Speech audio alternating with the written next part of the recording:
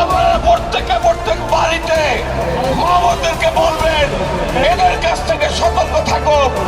নির্বাচন নিয়ে জামাত ইসলামী শাসনতন্ত্র আন্দোলন ষড়যন্ত্র করছে।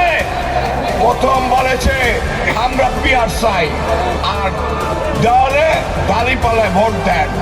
প্রতারক। আরেকটি ইসলামী শাসনতন্ত্র আন্দোলন ফাঁসির সরকারের বড় দালাল, আওয়ামী লীগ সরকারের বড় দালাল ছিল। প্রত্যেকটা নির্বাচনে অংশগ্রহণ করেছে। আজকে তারা এই নির্বাচন নিয়ে ষড়যন্ত্র করছে।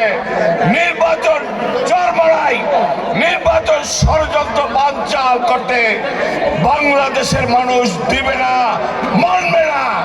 কারণ দীর্ঘ 17 বছর মানুষ ভোট দিতে পারে নাই।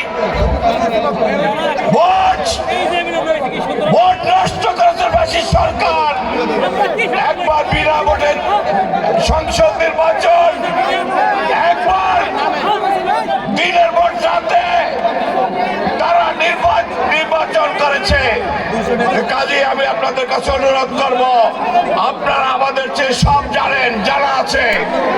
আমি আবারও তারেক রহমানের আহ্বান জানিয়ে ধানের ঐক্যবদ্ধ হয়ে ধানের শীষে ভোট দিবেন এই আহ্বান জানিয়ে আমি আমার বক্তব্য শেষ করছি। খোদা হাফেজ। বাংলাদেশ জিন্দাবাদ। শহীদ রাষ্ট্রপতি অমর হোক। খালেদা জিয়া জিন্দাবাদ।